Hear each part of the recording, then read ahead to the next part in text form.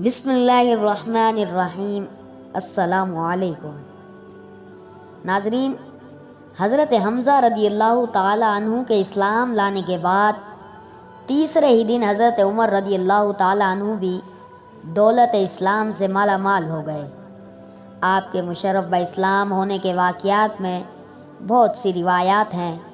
ایک روایت یہ ہے کہ آپ ایک دن غصے میں بھرے ہوئے ننگی تلوار لے کر اس ارادے سے چلے کہ آج میں اس تلوار سے پیغمبر اسلام کا خاتمہ کر دوں گا۔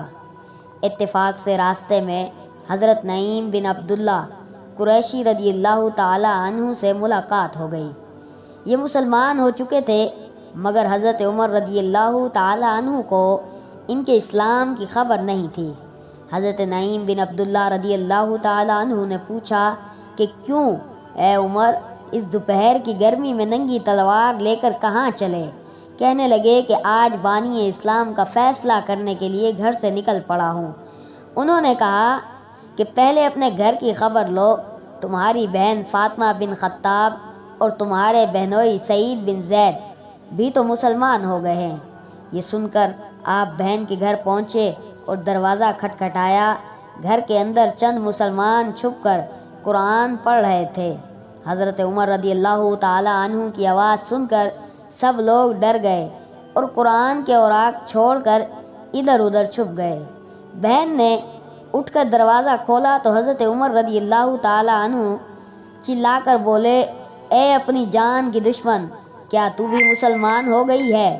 پھر اپنے بہنوئی حضرت سعید بن زید رضی اللہ تعالی عنہ پر جھپٹے اور ان کی داڑھی پکڑ کر ان کو زمین پر پٹخ دیا اور سینے پر سوار ہونے لگے۔ ان کی بہن فاطمہ اپنے شوہر کو بچانے کے لیے دوڑ پڑی تو حضرت عمر رضی اللہ تعالی عنہ نے ان کو ایسا تماشا مارا کہ ان کے کانوں کے جھومر ٹوٹ کر گر پڑے اور ان کا چہرہ خون سے لہولہان ہو گیا۔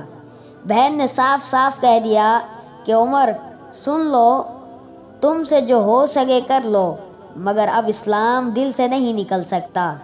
حضرت عمر رضی اللہ تعالی عنہ نے بہن کا خون آلودہ چہرہ دیکھا اور ان کا عزم و استقامت سے بھرا ہوا یہ جملہ سنا تو ان پر رقت طاری ہو گئی اور ایک دم دل نرم پڑ گیا۔ تھوڑی دیر تک خاموش کھڑے رہے، پھر کہا کہ اچھا، تم لوگ جو پڑھ رہے تھے مجھے بھی دکھاؤ۔ بہن نے قرآن کے اوراق کو سامنے رکھ دیا۔ اٹھا کر دیکھا تو اس آیت پر نظر پڑی کہ سبح للہ ما فی السماوات والارض وہو العزیز الحکیم۔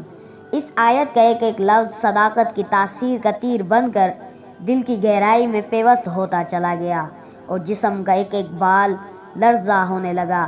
جب اس آیت پر پہنچے کہ آمنوا باللہ و رسولہ تو بالکل ہی بے قابو ہو گئے اور بے اختیار پکار اٹھے کہ اشہد ان لا الہ الا اللہ و اشہد ان محمد رسول اللہ۔ یہ وہ وقت تھا کہ حضور اکرم صلی اللہ علیہ وآلہ وسلم حضرت ارقم بن ارقم رضی اللہ تعالی عنہ کے مکان میں مقیم تھے۔ حضرت عمر رضی اللہ تعالی عنہ نے بہن کے گھر سے نکلے اور سیدھے حضرت ارقم رضی اللہ تعالی عنہ کے مکان پر پہنچے تو دروازہ بند پایا۔ کنڈی بجائی، اندر کے لوگوں نے دروازہ کی جھڑی سے جھانک کر دیکھا تو حضرت عمر رضی اللہ تعالی عنہ کو ننگی تلوار لیے کھڑے تھے۔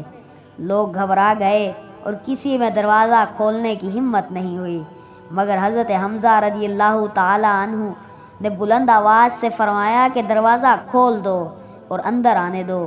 اگر نیک نیت کے ساتھ آیا ہے تو اس کا خیر مقدم کیا جائے گا، ورنہ اسی کی تلوار سے اس کی گردن اڑا دی جائے گی۔ حضرت عمر رضی اللہ تعالی عنہ نے اندر قدم رکھا تو حضور صلی اللہ علیہ وآلہ وسلم نے خود آگے بڑھ کر حضرت عمر رضی اللہ تعالی عنہ کا بازو پکڑا اور فرمایا کہ اے خطاب کے بیٹے، تو مسلمان ہو جا، آخر تو کب تک مجھ سے لڑتا رہے گا؟ حضرت عمر رضی اللہ تعالی عنہ نے بآواز بلند کلمہ پڑھا۔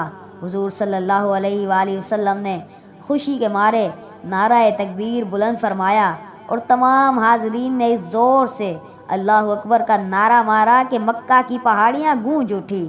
پھر حضرت عمر رضی اللہ تعالی عنہ کہنے لگے کہ یا رسول اللہ، یہ چھپ چھپ کر خدا کی عبادت کرنے کے کیا معنی ہیں؟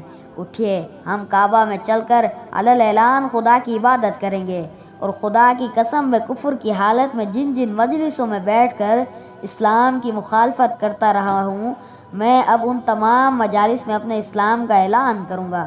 پھر حضور صلی اللہ علیہ وآلہ وسلم صحابہ کی جماعت کو لے کر 2 قطاروں میں روانہ ہوئے۔ ایک صف کے آگے آگے حضرت حمزہ رضی اللہ تعالیٰ عنہ چل رہے تھے، اور دوسری صف کے آگے آگے حضرت عمر رضی اللہ تعالیٰ عنہ تھے۔ اس شان سے مسجد حرام میں داخل ہوئے اور نماز ادا کی، اور حضرت عمر رضی اللہ تعالیٰ عنہ نے حرم کعبہ میں مشرکین کے سامنے اپنے اسلام کا اعلان کیا۔ یہ سنتے ہی ہر طرف سے کفار دوڑ پڑے اور حضرت عمر رضی اللہ تعالیٰ عنہ کو مارنے لگے، اور حضرت عمر رضی اللہ تعالیٰ عنہ بھی ان لوگوں سے لڑنے لگے۔ یہ ہنگامہ برپا ہو گیا۔ اتنے میں حضرت عمر رضی اللہ تعالیٰ عنہ کا ماموں ابو جہل آ گیا۔ اس نے پوچھا کہ یہ ہنگامہ کیسا ہے؟ لوگوں نے بتایا کہ حضرت عمر رضی اللہ تعالیٰ عنہ مسلمان ہو گئے ہیں، اس لیے لوگ برہم ہو کر ان پر حملہ آور ہوئے۔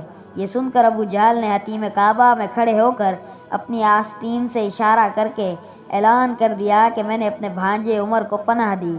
ابو جہل کا یہ اعلان سن کر سب لوگ ہٹ گئے۔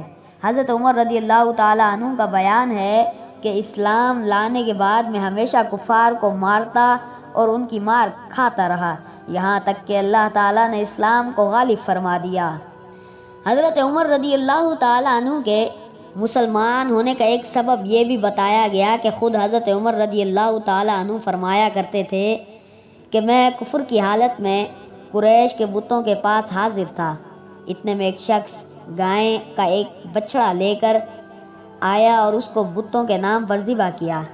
پھر بڑے زور سے چیخ مار کر کسی نے یہ کہا کہ یا جلیح امر نجی رجل فصیح یقول لا الہ الا اللہ۔ یہ آواز سن کر سب لوگ وہاں سے بھاگ کھڑے ہوئے، لیکن میں نے یہ عزم کر لیا کہ میں اس آواز دینے والے کی تحقیق کیے بغیر ہرگز یہاں سے نہیں لوٹوں گا۔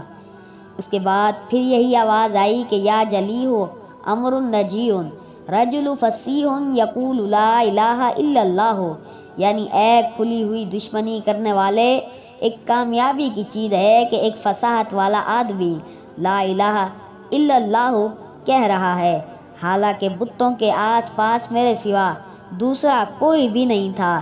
اس کے فوراً ہی بعد حضور صلی اللہ علیہ وآلہ وسلم نے اپنی نبوت کا اعلان فرمایا۔